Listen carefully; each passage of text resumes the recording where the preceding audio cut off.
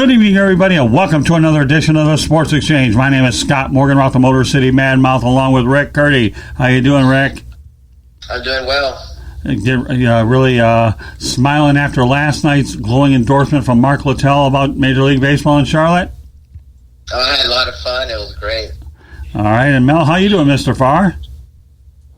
I'm doing good. How about yourself, Scott? I'm doing great. Thanks for asking. Well, guys, we're going to kind of pick up the theme a little bit this week with what we talked about in terms of Black Lives Matter, minorities, and so forth. And we're going to gear in on two sports, the NFL and NASCAR, okay? Because after all, these seem to be making the most noise over the past 7 days. And Mel, we're going to start off with you. What are your thoughts about the response of Commissioner Roger Goodell? He had a video on there, but he didn't mention anything about Colin Kaepernick. Yeah, I didn't listen to the video, to be honest with you, because I really feel that right now, anything that he says is disingenuous, because he had, again, like I said before, the NFL had an opportunity to be on the right side of this. And, now because they see that, they started to understand what Colin Kaepernick was saying had nothing to do with the flag, or at least they're embracing that idea that it had nothing to do with the flag. And because that's kind of in vogue now because of what happened to George Floyd, I just think that anything he says is disingenuous to me. And, I understand, Roger is the shield. But I haven't heard anything really from the NFL owners other than Mark Davis. He's the only one to put out a statement. I'm really looking to see what Jerry Jones is going to have to say about it, what Robert Kraft is going to have to say about it. Some of the big time owners, so that I can see what side they're on. I'm sure Goodell had to speak with them to get the okay to come out and say what he said. But again, to me, it just seemed disingenuous at this time. Rick? Yeah, I agree. When Roger Goodell came out, the first thing I did was just roll my eyes, like, oh, okay, now you're okay with them protesting, and yet you got rid of Colin Kaepernick. Like I told people, are you going to sign Kaepernick? Of course you're not going to do that. So it's just blah, blah, blah from Roger Goodell. And, right now with protests going on, they had to come out, and he couldn't be on the wrong side, so he decided, you know what, we'll just go out and just say that we were wrong about Kaepernick and about the protests, and we should have listened to him. So I'm kind of surprised he actually said something like that. But to me, it's just a bunch of words with no meaning. And like I said, if they really are really, really serious about this, they would sign Colin Kaepernick, and they're not going to do that. So it's just a bunch of words to me. Okay, that's fair. Yeah, you know what? When an individual doesn't mention Colin Kaepernick at all, then you kind of wonder there's no crime in mentioning his name unless there's some sort of agreement that they have that did not allow him to do it. But at some point or another, to me it seems like a little bit of a smoke contradiction so far. Well, again, this is something that's certainly going to play out. You know what I mean, Mel? And yeah, I mean, he did it by design. He didn't mention Colin Kaepernick's name by design, right? Because they did. Colin Kaepernick did have the lawsuit against the NFL, the collusion lawsuit, saying that they were denying him the opportunity to play professional football.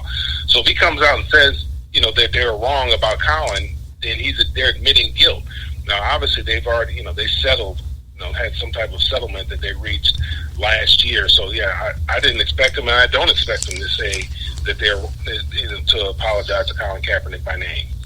Okay, well, that's fair. I mean, the collusion lawsuit, we don't know the legalities and the language, so without a doubt, that's something we'll have to find out as time goes on.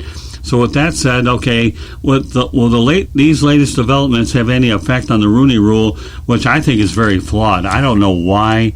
There aren't enough opportunities at the general manager level. I don't even think they have a African American owner. The only thing they have is a minority owner in Shad Khan.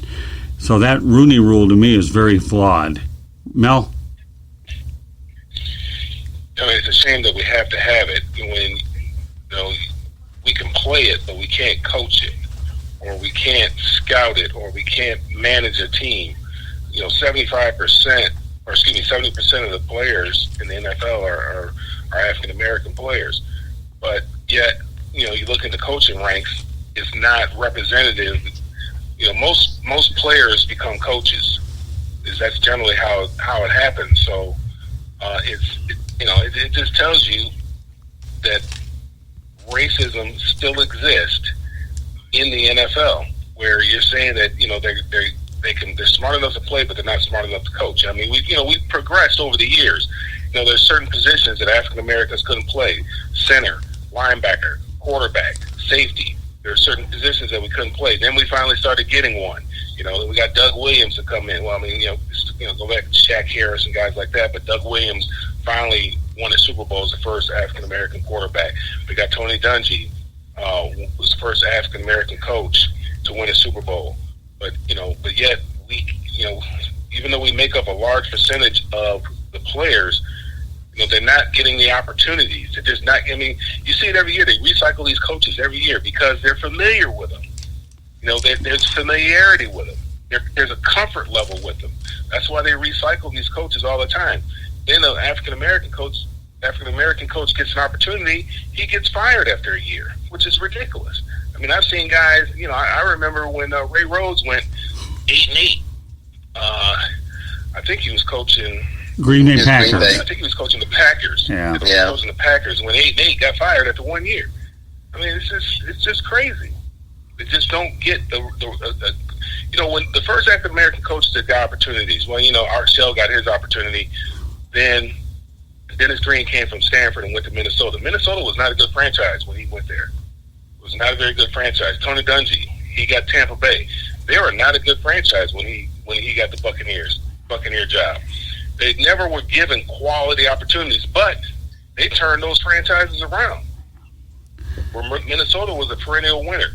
Tampa Bay, tough out, extremely difficult out when Tony Dungy was coaching there. I mean, you knew they were going to play defense. They're going to hit you in the mouth. That was for certain. So anytime we've had an opportunity to participate and the rules are published and the playing field is level, we've excelled. And all African Americans want, all the Rooney Rule is designed to do is give guys opportunities. And obviously, as you can see, it's not working the way it was supposed to work.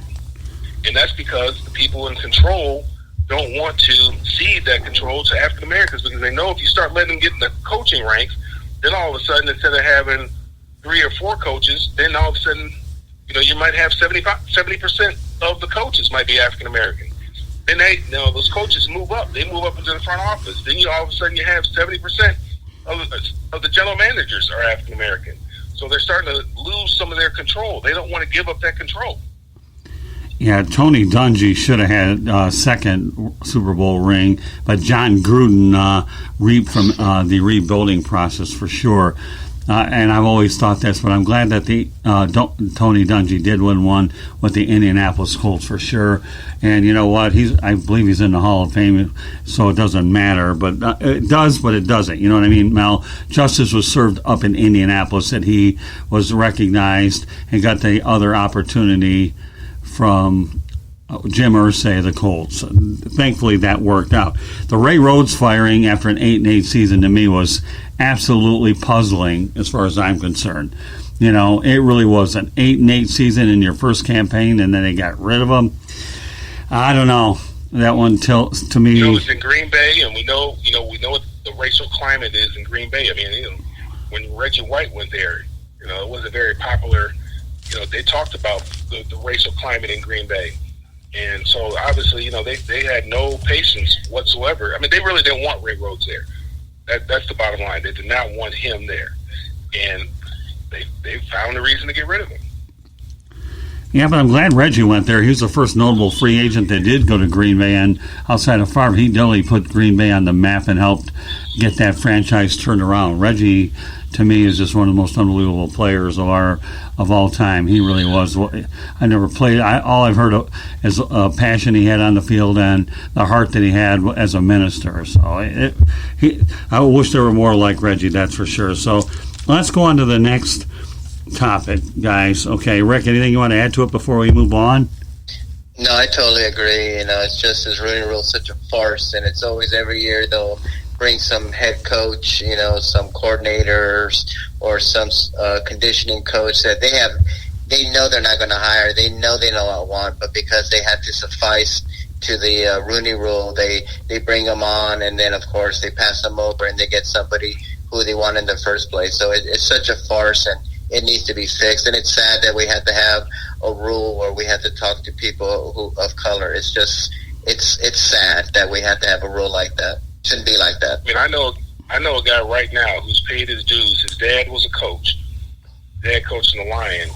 His name was Jimmy Ray. He coached down here with the Falcons too, as offensive coordinator. A lot of there's a few times that his name was brought up for the head coaching candidate, but he never got the head coaching job. But his son has been working in the front offices for a long time, and he was down in San Diego, and I forgot who was there, who the guy was in front of him. The guy that fired Marty Schottenheimer.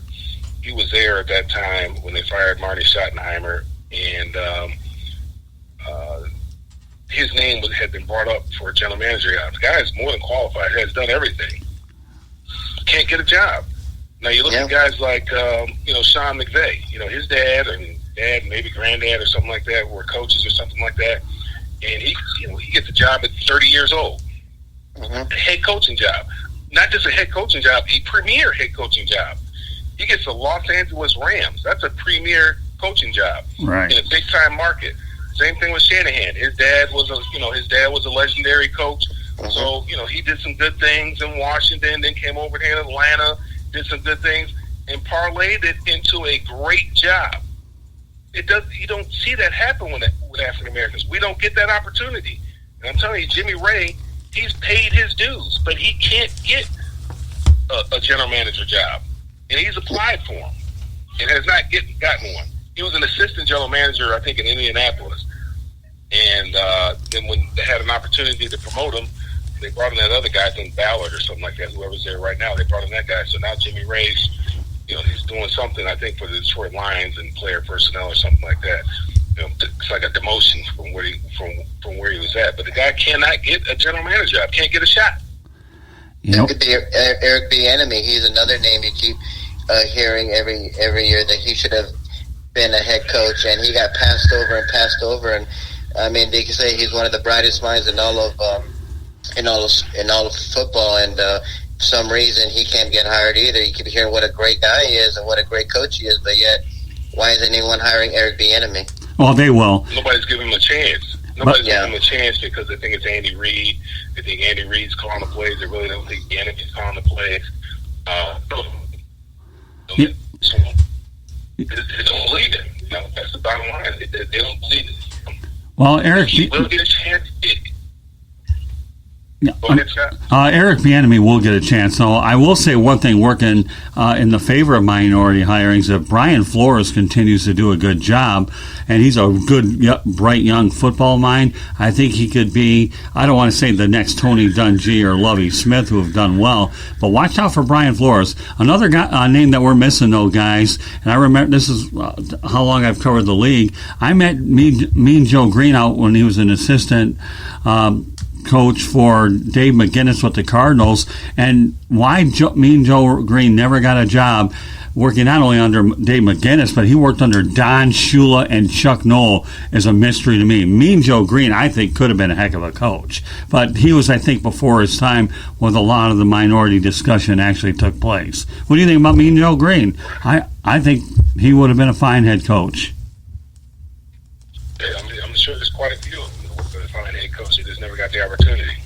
Yeah, I think Doug Willis would have been a great coach too in the NFL. He was a former head coach of Grambling, but I think he never got a shot as a head coach of in the NFL as well. I think he would have been a great coach. Yeah, he did a great job bringing the Grambling program back. Mm-hmm. I think Doug is on the right side of the deal. You want to be in the, you want to get in the front office. There's a little more stability in the front office than there is out there in the field. I think he's doing the right thing. I know he's in the front office of Tampa Bay. He's with the Redskins right now, I believe. So, I think, getting up there in the front office is a better deal than being a coach. But when he was coaching, he should have had an opportunity. Yeah, I'm going to go back to Brian Flores. Stephen Ross of the Miami Dolphins, they gave him a 5-year contract is what they did, and everybody thought the Dolphins were going to go winless, and Flores had that team playing real well.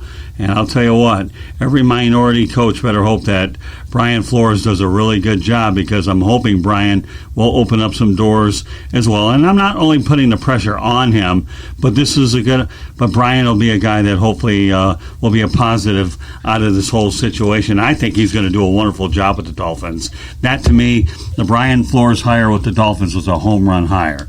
All right. With that said, there have been a lot of news coming out of the NASCAR area. So, Rick, I'm going to let you lead off with this, and then, Mel, you can follow. Why don't you provide your thoughts about the Confederate flag being removed at NASCAR events?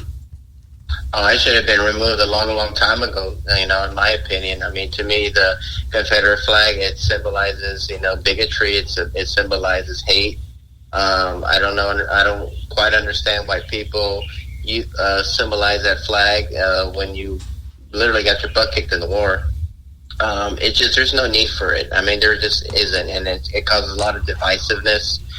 And I know that there was this NASCAR driver, I don't even know who he is. He said he wasn't going to race anymore. He's going to leave because they're getting rid of the Confederate flag, and because he doesn't agree with the kneeling during the national anthem. So I just say good riddance. I had never even heard of this guy, but this is something that should have been done a long, long, long time ago.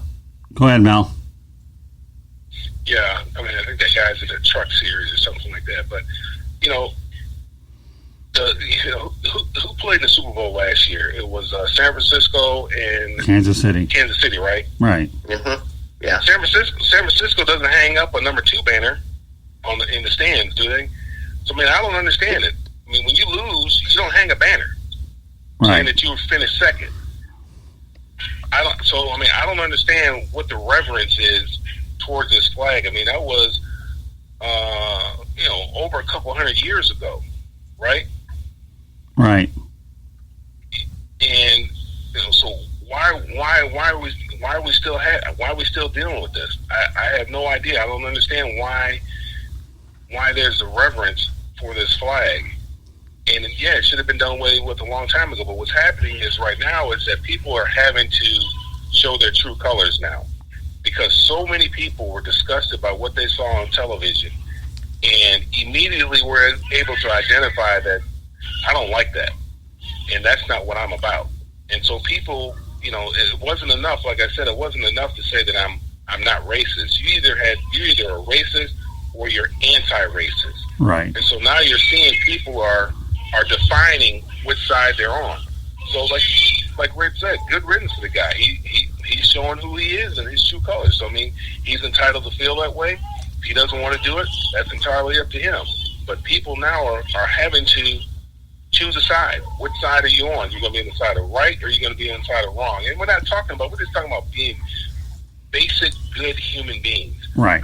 Being on the right side of humanity. This doesn't have anything to do with right wing, left wing, conservative, nothing. It's just basic humanity, basic love for a fellow human. What side do you stand on? Well, let me point something else out too that happened in the last couple of years. I'm surprised just few years ago, but the Confederate flag was over at the South Carolina Capitol in Columbia, and for the longest period of time, South Carolina was not going to get any championship caliber events until they finally took it down. Well, guess what? They took it down, and what do you think happened? Over at South Carolina, University of South Carolina, they had the NCAA men's basketball tournament held there. Hello, why did it take you 9 million years, to get it figured out when you could have had all these events in your state, and it would have brought you in an awful lot of revenue? And I find it hard to believe it just took recently for that to happen, when in that situation was long overdue. In terms of the NASCAR guys that you brought up, good riddance, and I guess the reason why it's so good to not know his name, because nobody cared about him and knew about him in the first place. So if you don't know his name, all you know is what his game was, and he was a racist, and once again, we have a majority in there. So Mel, what are your thoughts about the fact that South Carolina never held any championship NCAA caliber events because the Confederate flag was way up too long over at the Capitol? you're kind of breaking up on me a little bit. Could you repeat that for me? Sure, absolutely. It took. What are your thoughts, Mel, about the fact that South Carolina was not going to be handed any championship caliber events until that Confederate flag was taken down, and how come it took so long? I mean, South Carolina's in the deep South, obviously. I mean, it was the same thing with Arizona. I mean, they didn't want to recognize Martin Luther King Jr. holiday, and they were told that they weren't going to get a Super Bowl until they did. Well, they started recognizing the holiday, and then started having Super Bowls. I think we talked about that last week. I mean, it's just again, like I said, people have had to have a coming to Jesus meeting with themselves and determine, okay, how do I really feel about what I just saw? I mean, did that really disgust me? Was that wrong? Do I stand for that? And the things that we've been talking about for years, as far as the Confederate flag flying over the Capitol, there wasn't much traction for it. All the black people in South Carolina would not be enough to make them take that flag down. Well, now we have white people that are saying, hey, I live in South Carolina. I'm a proud South Carolinian, and I don't agree with that. And that flag needs to come down. If that flag represents what I just saw, that flag needs to come down, because that's not who I am, and that doesn't represent me. That's the only way these things are happening. Yeah, threaten them with the almighty dollar, Mel, and see how quickly minds change, right? Lose the Super Bowl in Arizona? No problem. We honor Martin Luther King. Go ahead and take away a bunch of championships for a state that could certainly use the money. Money talks, right? So therefore, maybe you might want to change your position. I don't like the fact that they're changing it based on the mighty dollar. This is the kind of thing that's really long overdue to begin with, But, crisis management, as they say, when things get bad, you better react. And instead of now, people have to be proactive about how things are going. Because I heard today that all the Minnesota teams are starting to donate money for this particular cause. And again, I don't have the details, but I did hear that each of the 4 teams are donating money. Great, okay, but meanwhile, the incident in that state was bad for the image of the state. And now I've heard that they're shutting down the Minnesota Police Department and finding an alternative way for law enforcement. I'd like to see how that one plays out, because I don't know how you protect your citizens otherwise. Well, they did that in Camden, New Jersey. Did they? And they disbanded the police department because it was so corrupt. Right.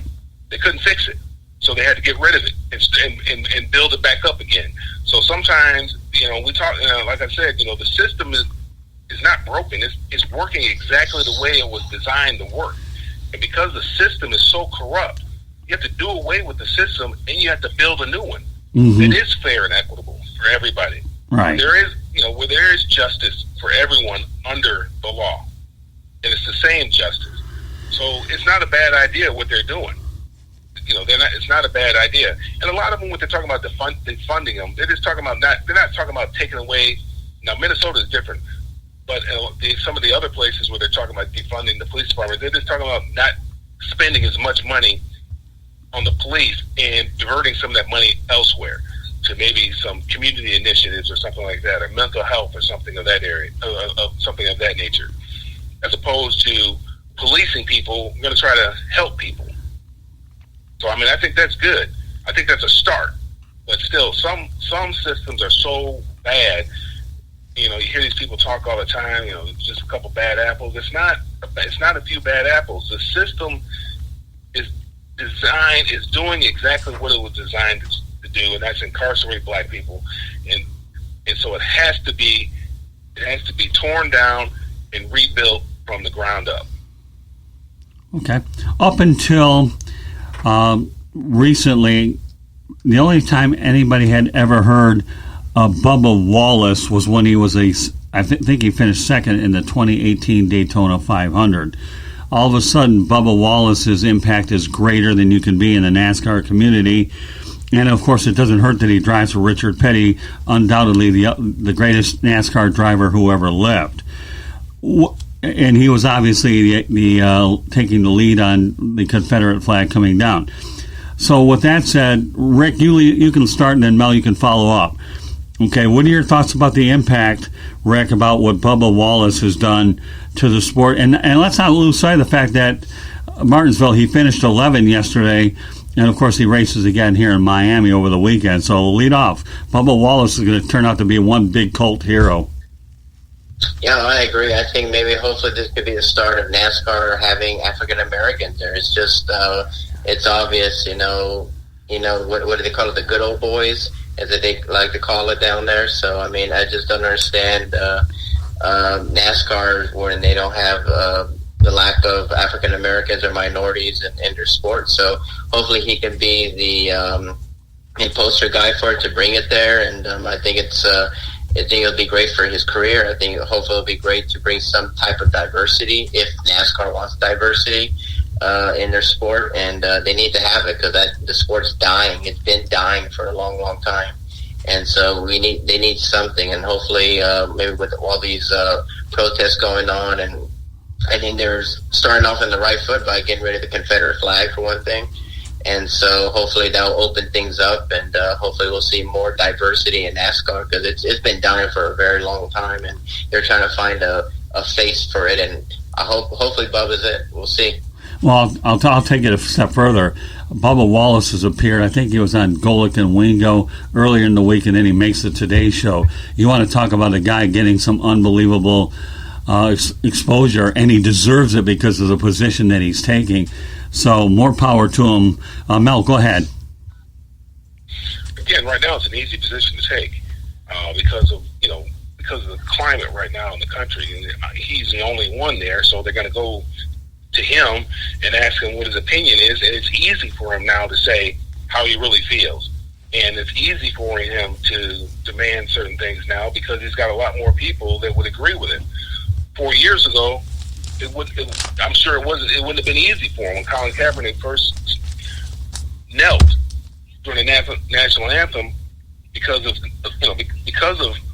the injustices that were going on in the African American community, or the people who are black and brown and minorities. But now, he's the only one, so they're going to go to him, ask him his opinion. Of course, he's going to get a lot of publicity right now. It's the in vogue thing. It's the easy thing to do right now. Just like, they talk about whether the players are going to kneel this year. That's the easy thing to do. Kneeling is not, we're beyond kneeling now because we got everybody's attention. So kneeling, there's no need to kneel anymore. The time to kneel and to band together was 4 years ago when Cap was kneeling. Right. The players, what they did with the video and forced Roger Goodell to come out and make an apology, if they would have banded together 4 years ago, Cap would still have a job. But they left him out there on the island for the most part. I mean, there was a couple. There's a few guys, but for the most part, they left him out there on the island. But if all the African American players, because it's 70%, they would say, "Hey, no, we're with Cap," and all of them would have knelt. What are they going to do? What would they do? They're not going to replace them all.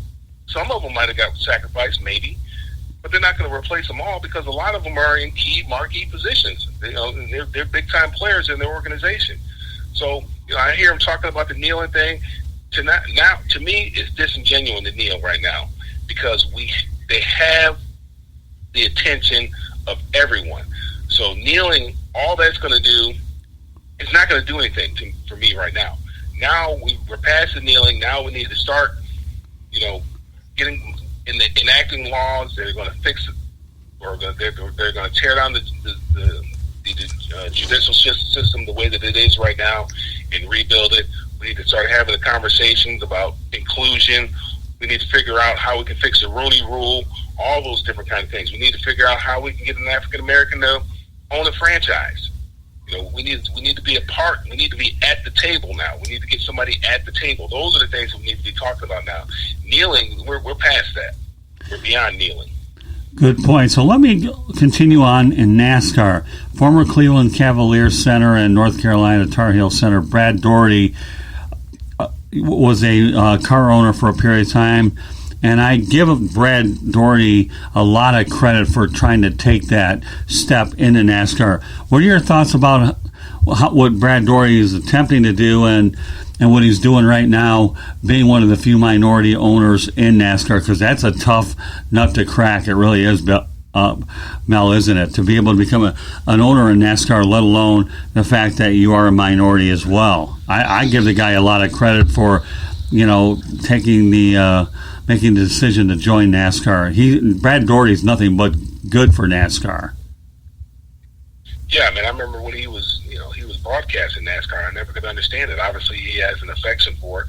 Hopefully, this will open up some doors for him, because obviously, to have a car, to have a team in NASCAR is very expensive, but it can be very lucrative. Joe Gibbs did it. He's done a heck of a job over there. He's had some great racing teams over there and some great race car drivers.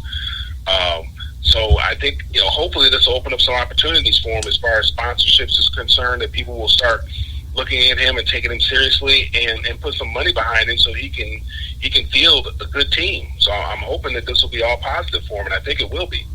Rick? Yeah, I agree. I hopefully this will be a good start for him, and we'll see what happens. I remember when he was announcing them too, and I'm like, is that Brad Daugherty? Didn't he used to play basketball for the Cleveland Cavaliers? What in the world is he doing in NASCAR? And so he's been doing this for quite some time, so he's actually a pioneer.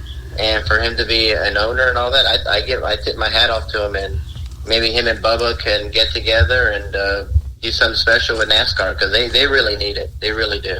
Yeah, I agree, but I got to tell you, I'm intrigued by the fact that Bubba Wallace is with Richard Petty. I really am, but it would be good to see Brad Daugherty a lot more involved. Now, guys, back in 2001, I appeared on a radio show out in Phoenix, Arizona called Weekly Wheels. I addressed the subject way before its time. And I'm going to tell you, when I addressed it, my co-hosts were very, very nervous. But fortunately, we got a call in there that kind of made them feel at ease. And when you're dealing with the FCC, you've got to draw a fine line. But again, I was prepared. I knew what I was doing. But they said, from now on, before you bring content to us, you better let us look at it first, because they were nervous. Here's what the topic was that I brought on the air. Okay, the lack of drivers in NASCAR. Well, everything is all well and good about the proactive steps and the positivity coming out of everything this week. Why is there a lack of drivers in NASCAR?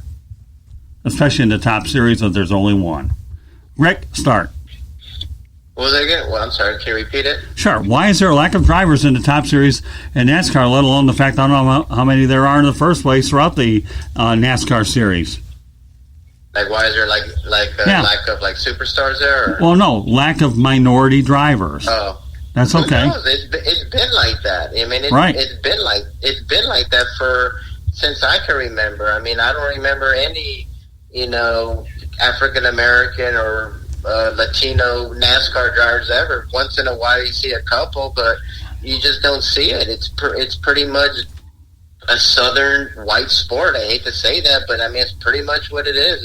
It's very popular in Virginia and South Carolina and North Carolina and Alabama, all over, where it's just it's just dominated by white people. And why they don't have any minorities, you got to ask them. As they like to call it, the good old boys. And so they this is something they need to have it. I mean, NASCAR's been dying for quite some time. Dale Earnhardt coming back, Jeff Gordon coming back, Jimmy Johnson is done, Junior's gone. They need a face. They need to bring more fans. You just can't you just can't rely on just people from the South or people who are white. You need to bring all different people from different backgrounds, and it's been like this. So you got to ask them why it's like that, because it's like hockey. Why aren't there any African Americans in hockey as well? So it's just it's puzzling to me. I don't get it. I don't understand it, but that's how it's always been. Yeah, hockey has made some improvements over the years, though. I will give that sport a little bit more credit. You don't see as many as you would certainly like, but I've seen some more come through the system, more so than NASCAR. What are your thoughts on this, Mel? Well, I mean, we don't follow NASCAR as black folks. We don't follow NASCAR. I mean, sitting there and watching cars go around the racetrack, that's right. Not very exciting for us. So if it's something that we don't follow, then we're not going to take an interest in it, and we're not going to do it. The same thing with hockey. We don't like the cold. So right. Hockey is a cold weather sport. Generally, when you first start playing, you're playing outside on the frozen lake or something like that. That's just not something that we do. Right. Now that there's been some that do it, but that's just we don't follow hockey, so that's not anything that we're interested in doing. Basketball, football. Those are sports that we participate in. I mean, and they're not expensive. Being a NASCAR driver, I don't know how expensive that would be to try to be a driver. Oh, yeah. Try to get somebody to give you a chance to get behind the wheel on one of those expensive automobiles, and you go out there and wreck the thing. That's an expensive sport. Basketball, you just got to go to Walmart and get your basketball and you're ready to go.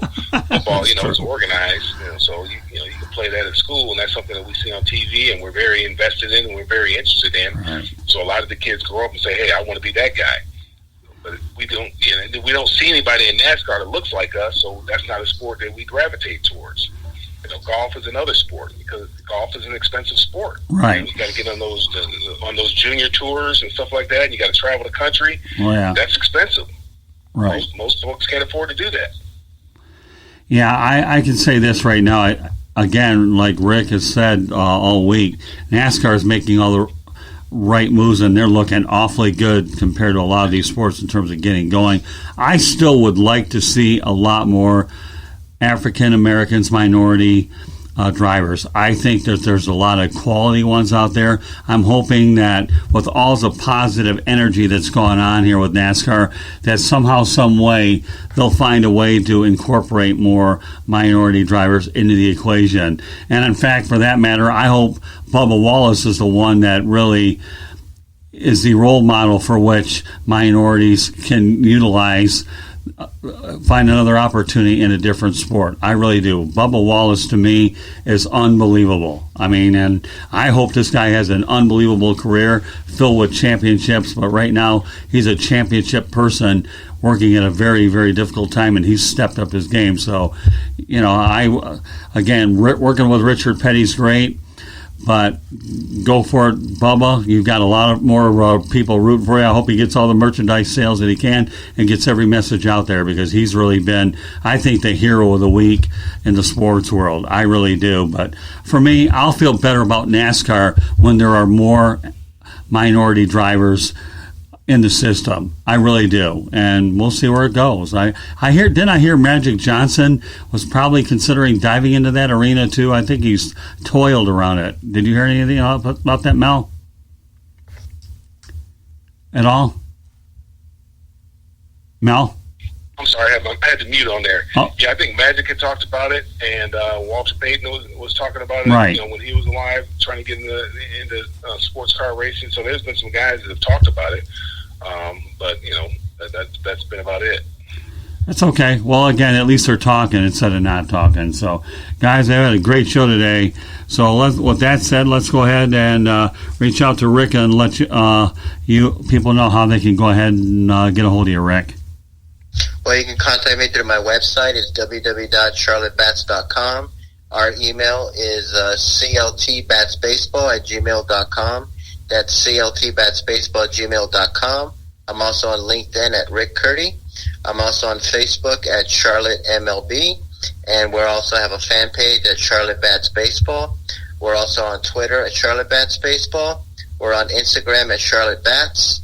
And we're also on Twitter at Charlotte Bats Baseball. So you can contact me through those to any of those places, and also on Instagram at Charlotte Bats. So you can contact me there, or if you want to have any comments or questions, cltbatsbaseball@gmail.com. All right, Mel, you're next. Yeah, any of the social media sites, Facebook, Instagram, Twitter, LinkedIn, you can get me at Mel Farr Jr. Email is melfarjr@gmail.com. And to find out what we're doing for the kids, for the youth here in the area, it's melfar.org. All right, well, I have a grocery list, so I'll get it out there. If you want to find me on Twitter, at Tribune South Gets It Done.